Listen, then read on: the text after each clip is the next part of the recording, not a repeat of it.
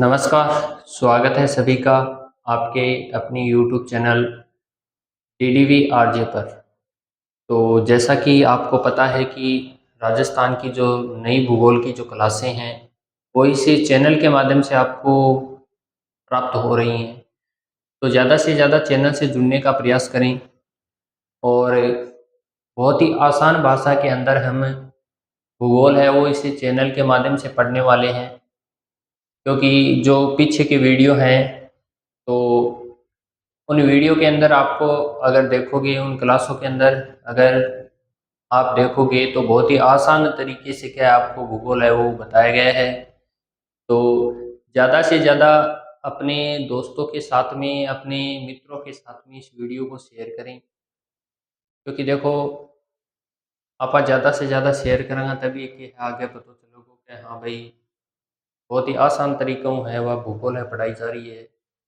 तो ज़्यादा से ज़्यादा थे शेयर करो वीडियो और लाइक भी करो। और चैनल ने अगर सब्सक्राइब नहीं करे है तो चैनल ने सब्सक्राइब भी करो। तो आज आप चर्चा कर पहले आप बात कर ले। हाँ, तीन मुख्य बिंदुओं के ऊपर आज हम चर्चा करेंगे। ठीक है, तो इसमें पहला जो भाग है, इसके अंदर मैं पहले आपको बताऊंगा कि राजस्थान का सर्वप्रथम जो भौगोलिक वर्गीकरण है वो किसके द्वारा किया जाता है। देखो, जैसा कि आपको पता है, राजस्थान का जो सर्वप्रथम भौगोलिक वर्गीकरण है वो डॉक्टर वीसी मिश्रा के द्वारा किया जाता है। वीसी मिश्रा के द्वारा क्या किया जाता है?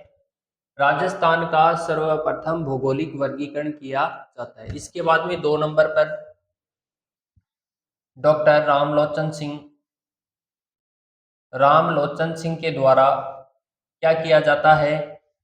राजस्थान का डॉक्टर वीसी मिश्रा के बाद में भौगोलिक वर्गीकरण किया जाता है। इसके बाद में 3 नंबर पर जो वर्तमान के अंदर, जो आधुनिक समय के अंदर, जो वर्तमान में हम राजस्थान का जो भौगोलिक वर्गीकरण पढ़ रहे हैं, यानी राजस्थान को 4 भौतिक प्रदेशों में बांटा गया है। तो वो किन के अनुसार पढ़ रहे हैं? तो वो पढ़ रहे हैं हम doctor Harimohan Saxena, doctor Harimohan Saxena and professor A K Tiwari.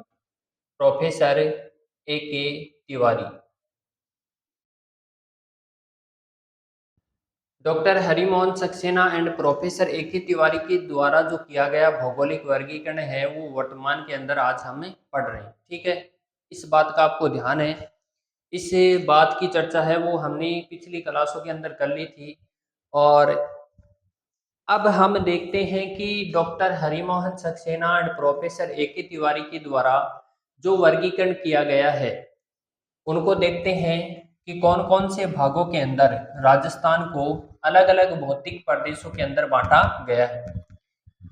तो अगर किसी भी विद्यार्थी ने, किसी भी स्टूडेंट ने अगर पिछला वीडियो नहीं देखा है तो पिछला वीडियो जरूर देखें, पिछली जो क्लास है वो जरूर देखें। क्योंकि बहुत ही इस क्लास के अंदर मजा आने वाला है। क्योंकि पिछली क्लास अगर आप नहीं देखते हो तो आप इस क्लास के अंदर जो तथ्य हैं उनको क्या है, सही तरीके से समझ नहीं पाओगे। तो आप जो पीछे की क्लास हैं, पीछे के जो वीडियो डाले गए हैं, जो क्लासें डाली गई हैं, तो उनको आप जरूर देखें। तभी क्या है, ये जो क्लास के अंदर आप तथ्यों को क्या है, जोड़ सकते हो, आपस में क्या है, जोड़ सकते हो। जोड़ने में क्या है, कोई भी आपकी जो दिक्कत है वो नहीं होगी यहाँ पर। तो इसके बाद देखो, हम बात करते हैं, इन्होंने बांटा, doctor Harimohan Saxena and professor A K Tiwari ने उत्तरी पश्चिमी मरुस्थलीय प्रदेश, उत्तरी पश्चिमी मरुस्थलीय, उत्तरी पश्चिमी मरुस्थलीय प्रदेश। 2 नंबर पर अरावली पर्वतीय प्रदेश, अरावली पर्वतीय प्रदेश। इसके बाद में 3 नंबर पर पूर्वी मैदान। और 4 नंबर पर दक्षिणी पूर्वी पठारी प्रदेश, दक्षिणी पूर्वी पठारी प्रदेश।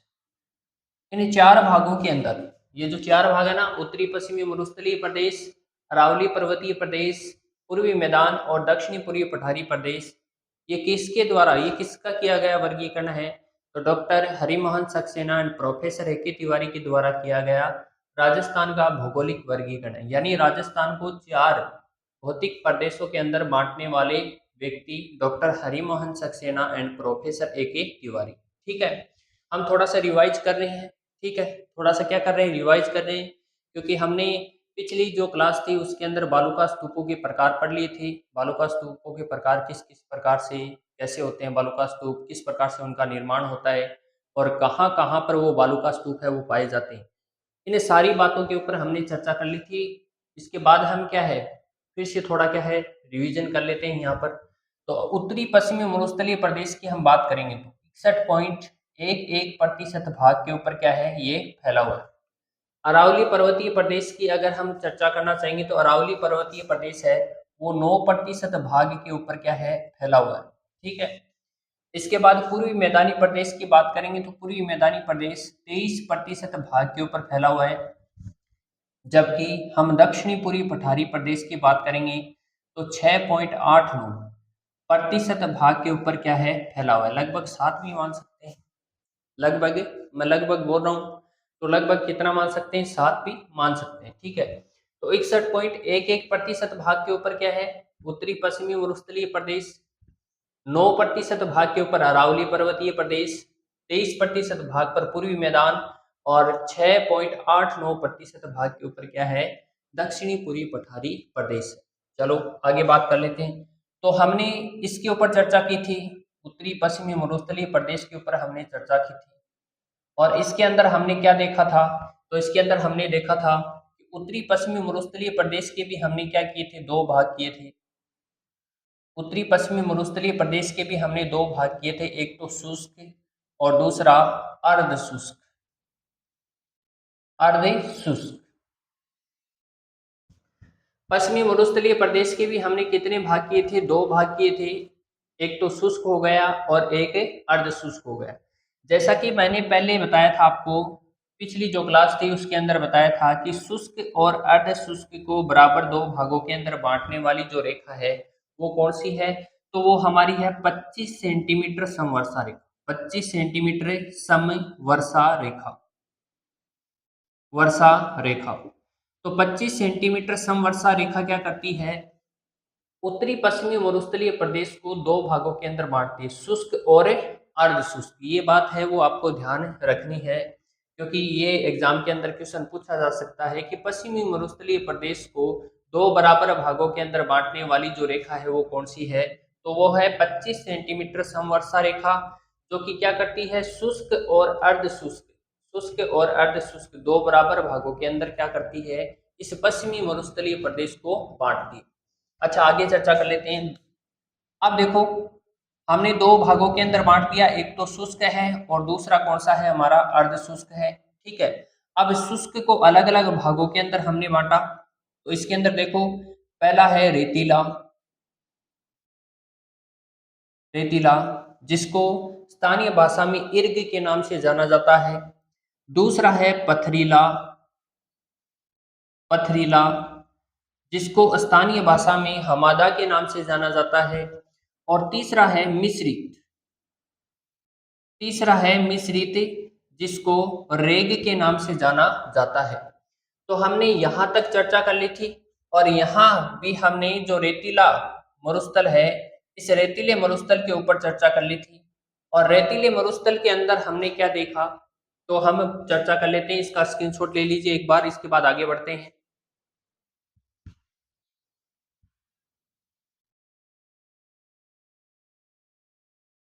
तो आपने स्क्रीनशॉट ले लिया होगा, इसके बाद हम आगे बढ़ते हैं। देखो एक बार फिर से देख लेते हैं, उत्तरी पश्चिमी मरुस्थलीय प्रदेश, अरावली पर्वतीय प्रदेश, पूर्वी मैदान और दक्षिणी पूर्वी पठारी प्रदेश।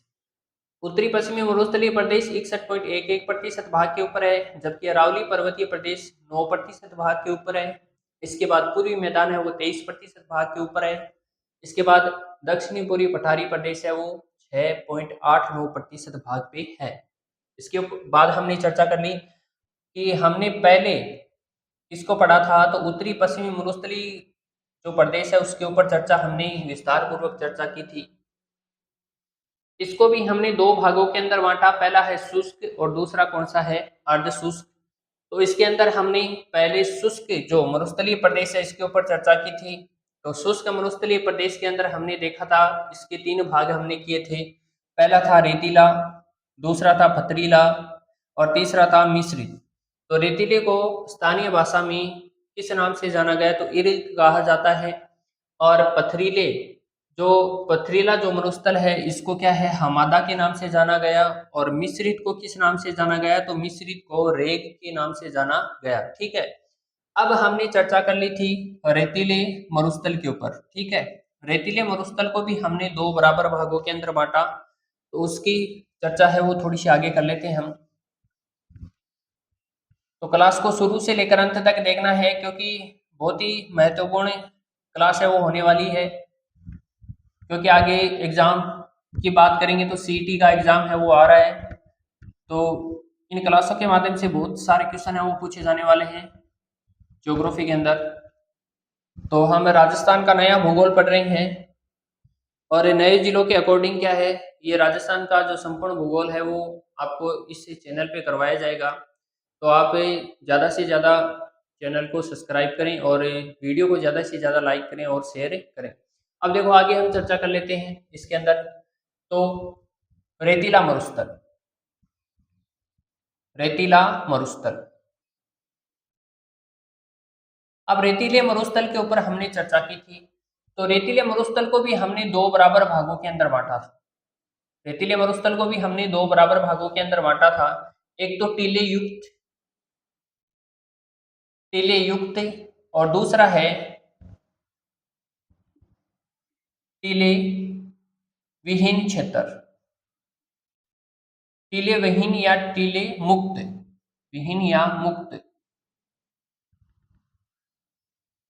रेतीले मरुस्थल को हमने दो बराबर भागों के अंदर बांट लिया। एक तो था टीले युक्त और दूसरा था टीले विहीन मुक्त प्रदेश। ठीक है, अब इसके ऊपर हमने चर्चा की थी, तो इसके ऊपर हमने चर्चा कर ली थी टीले युक्त प्रदेश, जहां पर आपको क्या है, बालू का स्तूप युक्त प्रदेश है वो नजर आएगा। क्या नजर आएगा, बालू का स्तूप युक्त प्रदेश है वो यहाँ पर आपको नजर आने वाला है। तो यहाँ पर इसकी चर्चा करते हुए हमने अलग अलग बालू का स्तूपों के प्रकार देखे थे। मेकी के द्वारा सन 1979 के अंदर जो बालू का स्तूपों का वर्गीकरण किया गया था, यानी बालू का स्तूपों के बारे में बताया गया था कि राजस्थान में इस प्रकार के बालू का स्तूप पाए जाते हैं। तो उनके आधार पर हमने क्या है, टीले युक्त प्रदेशों के अंदर अलग अलग जो बालू का स्तूप है इनके ऊपर हमने चर्चा कर ली थी। तो देख लेते हैं कौन कौन से जो बालू का स्तूप है इनके ऊपर हमने चर्चा की थी। तो पहला है अनुधेदरीय, अनुधेदरीय बालू का स्तूप। दूसरे बालू का स्तूप की बात करते हैं तो अनुप्रस्थ, अनुप्रस्थ बालू का स्तूप। तीसरे की बात करते हैं तो बरखान, जिसे अर्धचंद्राकार बालू का स्तूप के नाम से भी जाना जाता है। इसके बाद में आगे बात करते हैं पेराबोलिक, पेराबोलिक। इसके बाद में नेटवर्क बालू का स्तूप, नेटवर्क बालू का स्तूप। इसके बाद बात करते हैं अवरोधी बालू का स्तूप। इसके बाद में बात करते हैं तो इंसेलबर्ग, इंसेलबर्ग बालू का स्तूप। इसके बाद बात करते हैं सब्र काफिज बालू का स्तूप, सब्र काफिज बालू का स्तूप। तो ये जो सारे बालू का स्तूप हैं ये हमने पढ़ लिए थे टीले युक्त प्रदेश के अंदर। क्योंकि टीले युक्त प्रदेश के अंदर अगर आप देखोगे तो टीले युक्त प्रदेश के अंदर आपको जो बालू का स्तूप युक्त प्रदेश है वो नजर आने वाला है। तो हमने यहाँ पर चर्चा कर ली थी अनुधेदरीय बालू का स्तूप की, अनुप्रस्थ बालू का स्तूप की, बरखान की, जिसे अर्धचंद्राकार बालू का स्तूप के नाम से भी जाना जाता है, पेराबोलिक बालू का स्तूप, नेटवर्क बालू का स्तूप, अवरोधी बालू का स्तूप, इंसेलबर्ग बालू का स्तूप और सब्र काफिज बालू का स्तूप। अब देखो आगे हमें चर्चा करने वाले हैं इसके अंदर और लिख देता हूं मैं तारांकित बालुका स्तूप, तारांकित बालुका स्तूप।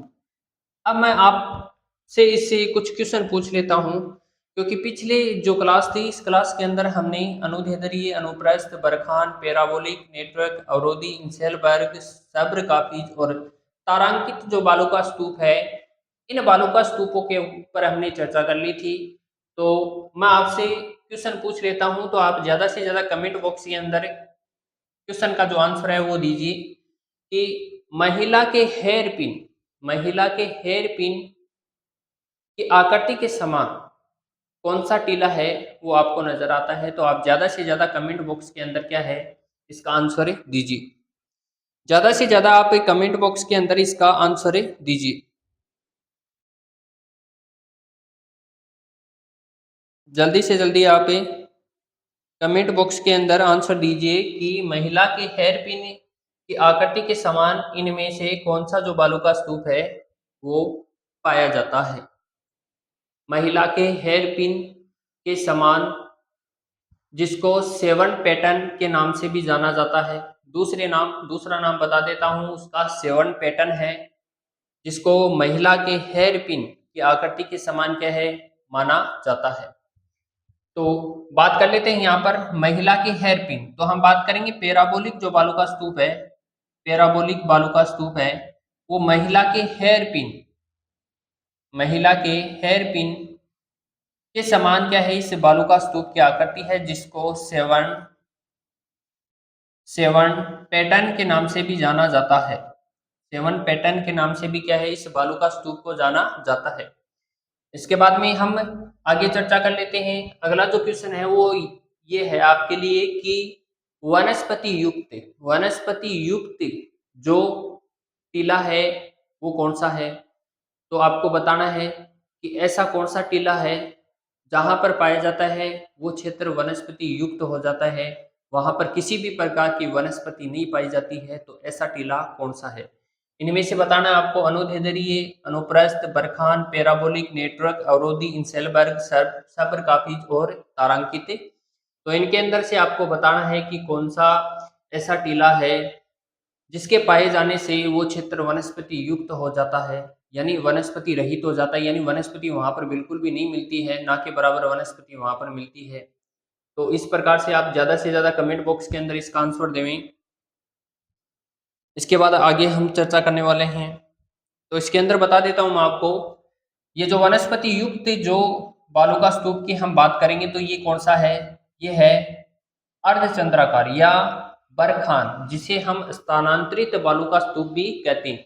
यानी एक स्थान से दूसरे स्थान पर ये बालू का स्तूप क्या करता है, जब हवा चलती है तो हवा के साथ में मिट्टी उड़कर क्या है एक स्थान से दूसरे स्थान पर एकत्रित हो जाती है, तो उसको स्थानांतरित बालू का स्तूप के नाम से जाना जाता है। तो ये क्या है वनस्पति युक्त, वनस्पति युक्त, वनस्पति युक्त क्या है प्रदेश है, उनके अंदर बरखान जो बालू का स्तूप है वो सबसे ज्यादा पाए जाते हैं। अच्छा, एक क्वेश्चन और पूछ लेता हूं मैं आपसे कि श्रृंखलाबद्ध तरीके से, श्रृंखला के अंदर, श्रृंखला का मतलब क्या है, जैसे कि 1 2 3 4 इस प्रकार से क्या है श्रृंखलाबद्ध तरीके से जो बालू का स्तूप पाए जाते हैं, तो वो बालू का स्तूप कौन से हैं। तो ज्यादा से ज्यादा कमेंट बॉक्स के अंदर इसका भी आंसर आप देवें। इसके बाद आगे हम चर्चा करते हैं। तो इसकी बात हम कर लेते हैं, तो वो है, मैंने आपको बताया था तारांकित बालू का स्तूप, तारांकित बालू का स्तूप और नेटवर्क बालू का स्तूप, तारांकित बालू का स्तूप और नेटवर्क बालू का स्तूप, ये दोनों जो बालू का स्तूप हैं ये क्या है, ये श्रृंखलाबद्ध तरीके से, श्रृंखलाबद्ध तरीके से ये पाए जाते हैं। तो आपको याद क्या रखना है कि महिला की हेयर पिन या सेवन पैटर्न के ऊपर आधारित जो बालू का स्तूप है वो कौन सा है, तो पैराबोलिक बालू का स्तूप है। इसके बाद आपको वनस्पति युक्त क्षेत्रों के अंदर जो टीला मिलेगा तो वो बरखान मिलेगा, जिसे अर्धचंद्राकार बालू का स्तूप के नाम से जाना जाता है। जबकि आपको तारांकित और नेटवर्क बालू का स्तूप है वो श्रृंखलाबद्ध तरीके से क्या है आपको नजर आएंगे। तो इन बातों का आपको क्या है ध्यान रखना है। हमने क्या है टीले युक्त प्रदेश के ऊपर चर्चा कर ली थी। आज हम टीले विहीन या मुक्त प्रदेश के ऊपर चर्चा करने वाले हैं, यानी बालू का स्तूप विहीन क्षेत्र। तो इसका स्क्रीनशॉट ले लीजिए एक बार, इसके बाद आगे चर्चा करते हैं हम।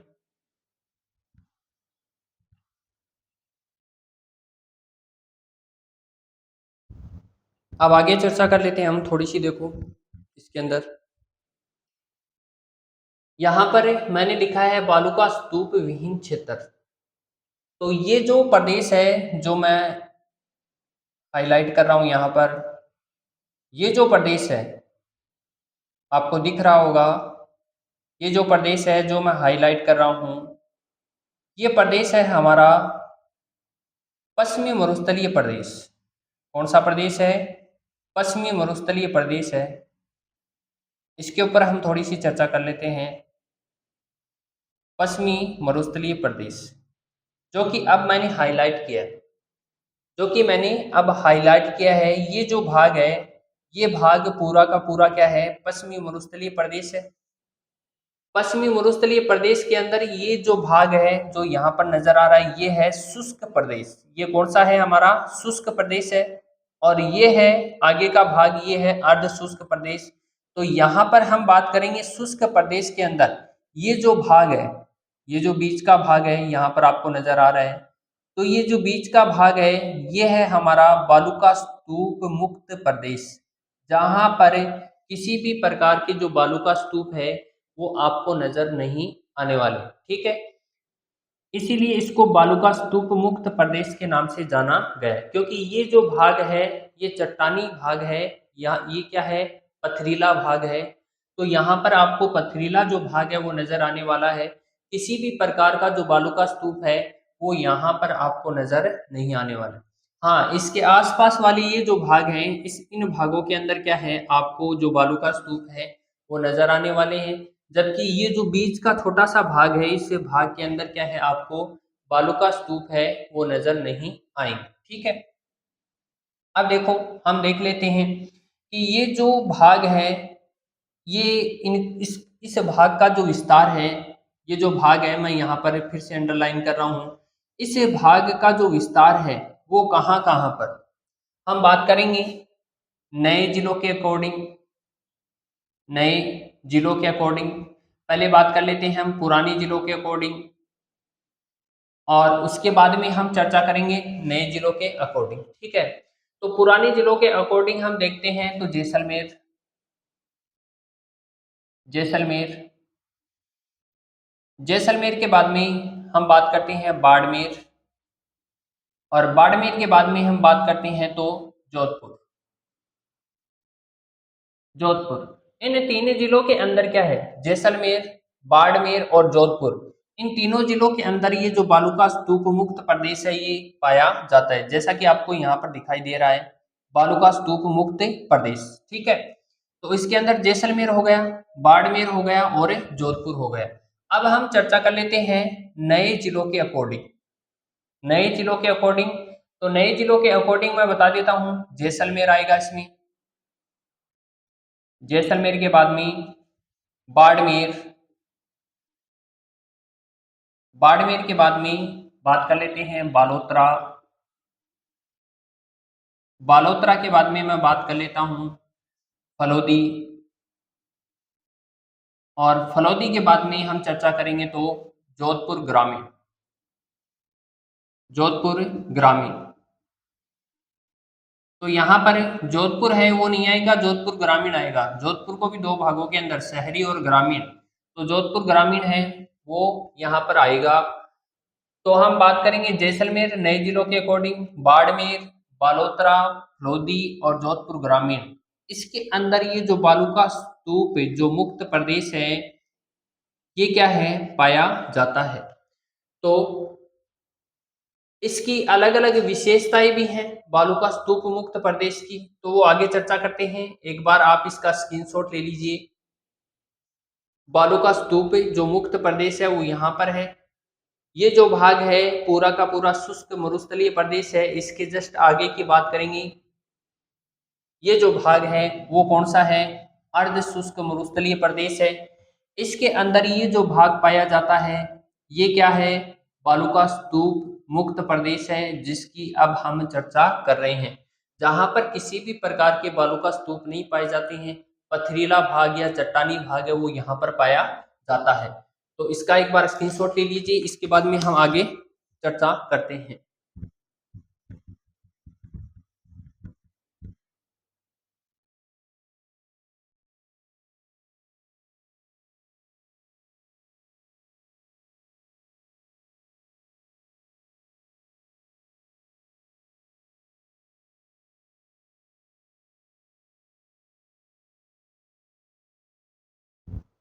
स्क्रीनशॉट आपने ले लिया होगा, अब आगे हम चर्चा करते हैं। देखो फिर से देख लेते हैं, बालू का स्तूप जो विहीन क्षेत्र है, इसके अंदर मैंने बता दिया आपको कि बालू का स्तूप विहीन क्षेत्र है, उसके अंदर किसी भी प्रकार के बालू का स्तूप नहीं पाए जाते हैं। चट्टानी प्रदेश या पथरीला भाग है वो यहाँ पर आपको देखने को नजर आने वाला है। तो पुराने जिलों के अकॉर्डिंग हम बात करते हैं तो जैसलमेर, बाड़मेर, जोधपुर।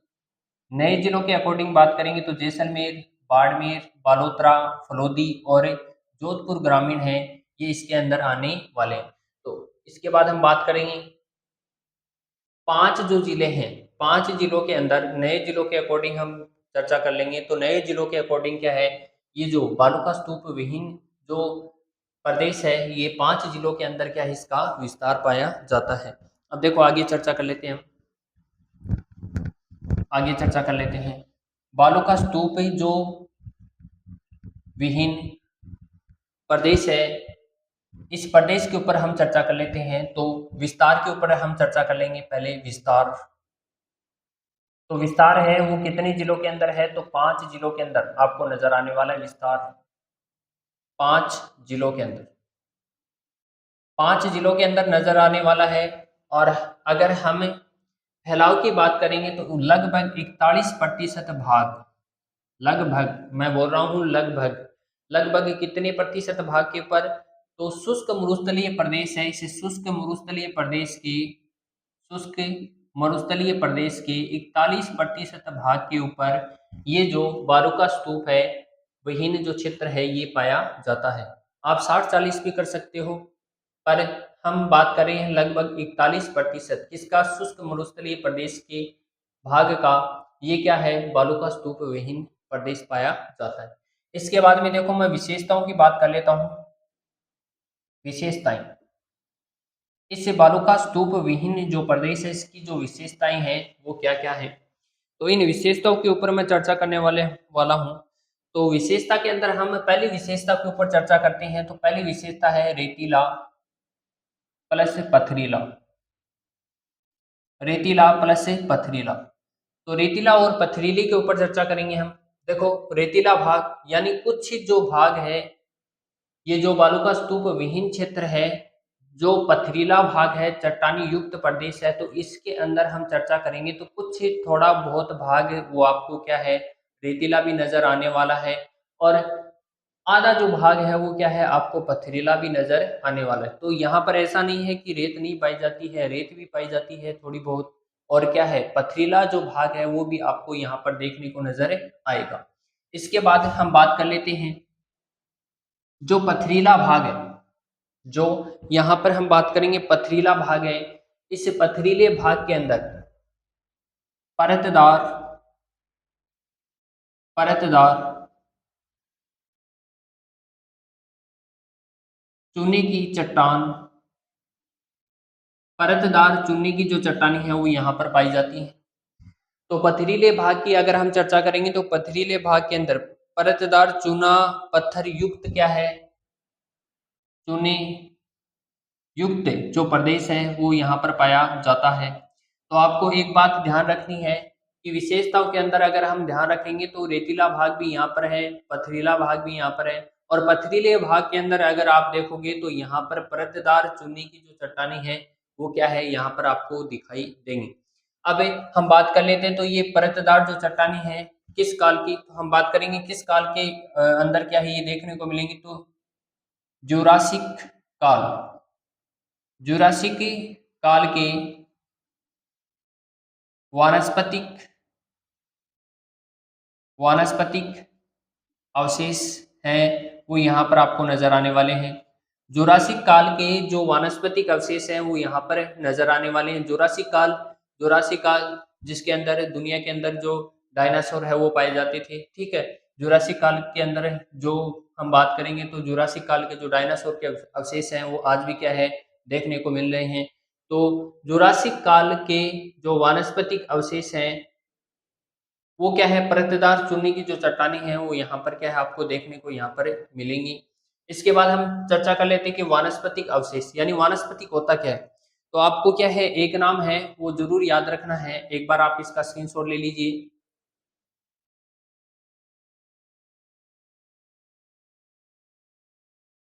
तो स्क्रीनशॉट ले लिया होगा। इसके बाद देखो, जुरासिक जो काल है इसके अंदर जो वानस्पतिक है इसके ऊपर हम चर्चा करने वाले हैं, वानस्पतिक होता क्या है। तो इसके ऊपर हम चर्चा कर लेते हैं वानस्पतिक। तो कितने प्रतिशत भाग के ऊपर, कितने प्रतिशत भाग के ऊपर है, तो 41% भाग के ऊपर, ठीक है। अब देखो, हम बात कर लेते हैं सबसे ज्यादा जो बालू का स्तूप वानस्पतिक के ऊपर मैं फिर चर्चा करने वाला हूँ। पहले हम इस पे चर्चा कर लेते हैं कि बालू का स्तूप जो विहीन क्षेत्र है इसकी बात कर लेता हूं मैं। सबसे ज्यादा है वो जैसलमेर के अंदर, जैसलमेर के बाद में इसका विस्तार है वो फलोदी के अंदर पाया जाता है। फलोदी के बाद में इसका विस्तार बाड़मेर के अंदर, बाड़मेर के बाद में इसका जो विस्तार है वो बालोतरा के अंदर, और सबसे अंत में हम बात कर लेते हैं तो इसका विस्तार जोधपुर ग्रामीण, जोधपुर ग्रामीण। तो सबसे ज्यादा किस में पाया जाता है, जैसलमेर के अंदर इसका विस्तार पाया जाएगा। इसके बाद दूसरे नंबर पर फलोदी आता है, तीसरे नंबर पर बाड़मेर आता है, चौथे नंबर पर बालोतरा आता है और पांचवें नंबर पर जोधपुर ग्रामीण आता है। तो इसका विस्तार है वो क्रम से देखेंगे तो सबसे ज्यादा जैसलमेर के अंदर है, उसके बाद फलोदी, उसके बाद बाड़मेर, उसके बाद बालोतरा, उसके बाद जोधपुर ग्रामीण। तो ये बात आपको ध्यान रखनी है। अब इसके बाद आगे चर्चा कर लेते हैं। तो आपको वानस्पतिक जो बता देता हूं मैं वानस्पतिक के बारे में, तो आपको माधव राव, माधव राव का नाम आपको याद रखना है। माधव राव के बारे में यहाँ पर चर्चा करनी जरूरी है क्योंकि इन्होंने वानस्पतिक अवशेषों के बारे में, वनस्पति के जो अवशेष हैं, वनस्पति के अवशेष जैसे कि करोड़ों साल पहले क्या है, करोड़ों साल पहले जो वनस्पति है वो धरातलीय भाग के आंतरिक भाग के अंदर दबने के कारण क्या है, दबने के कारण बीच में क्या है, जब उसके ऊपर मिट्टी का दबाव लगा, ठीक है, जैसे जैसे मिट्टी ऊपर क्या है, परत दर परत क्या है चढ़ती गई, तो वैसे क्या है, जो ऊपर चट्टान और नीचे चट्टान आने से जो बीच में क्या है, पेड़ों की जो तना, पेड़ों का जो तना है वो तना क्या है, यहाँ पर बीच के अंदर क्या है, रह गया था। तो उसके अंदर जैसे ही हवा चली, हवा की रगड़क से क्या है, जो चट्टानें हैं वो भुरकी, भुरकने के बाद में क्या है, ये जो वनस्पति के जो अवशेष हैं वो क्या है, माधव राव के द्वारा बताई गई कि ये करोड़ों साल पहले क्या है, यहाँ पर वनस्पति हुआ करती थी। ठीक है, तो हम बात करते हैं माधव राव। तो माधव राव ने क्या किया, वानस्पतिक, वानस्पतिक अवशेषों के बारे में क्या है हमें बताया। और वानस्पतिक अवशेषों की हम बात करते हैं तो वो वानस्पतिक अवशेष हैं वो करोड़ों वर्ष पुरानी थी, करोड़ों वर्ष क्या थी, पुरानी थी। ठीक है, अब ये जो वानस्पति के जो अवशेष के दौरान हमें वनस्पति के बारे में पता चला, माधव राव ने बताया कि करोड़ों साल वनस्पति है वो यहाँ पर जुरासिक काल की जो वनस्पति है जो करोड़ों साल पहले पाई गई थी वो वनस्पति है वो यहाँ पर पाई गई है चट्टानों के बीच में। जैसा कि अ, पृथ्वी के आंतरिक भाग में क्या है, जो खनिज मिले थे, जैसे कि हम बात करेंगे कोयला। ठीक है, तो कोयला का निर्माण किस प्रकार से हुआ, जैसे आप भी कर सकते हो, आप भी कर सकते हो, जैसे जैसे तापमान बढ़ता है अब आप क्या करोगे, लकड़ी के कुछ टुकड़े हैं उनको क्या करोगे, भूमि के आंतरिक भाग के अंदर क्या है, थोड़ा सा आंतरिक भाग के अंदर डालकर उसके ऊपर मिट्टी डाल दोगे।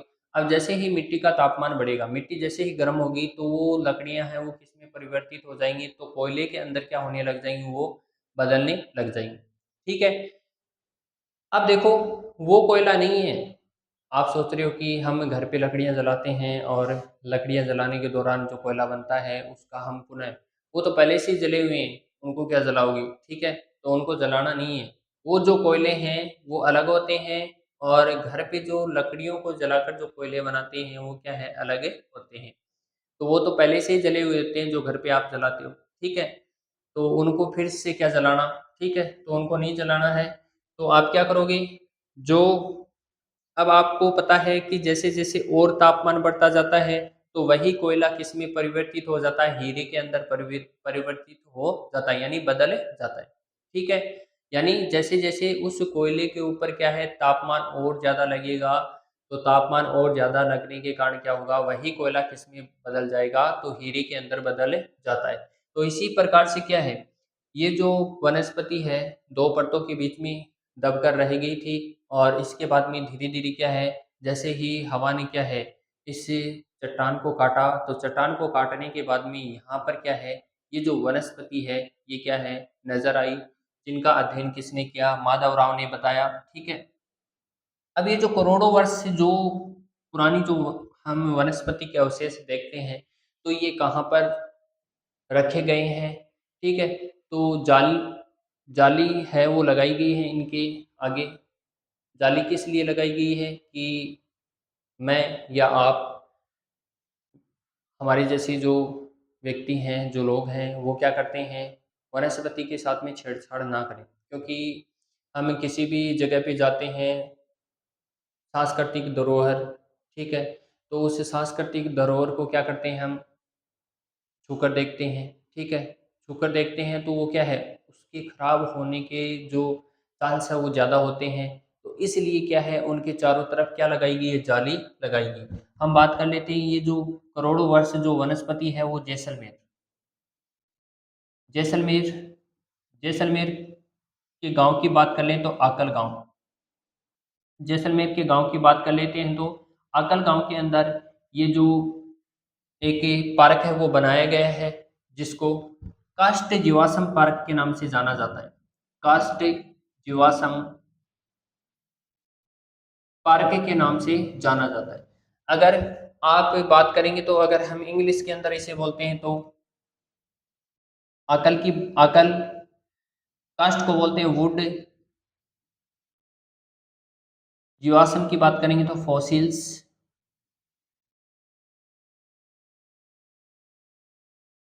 फॉसिल्स और पार्क। तो अगर हम अंग्रेजी की बात करेंगे तो यहाँ पर वुड, फॉसिल्स, पार्क।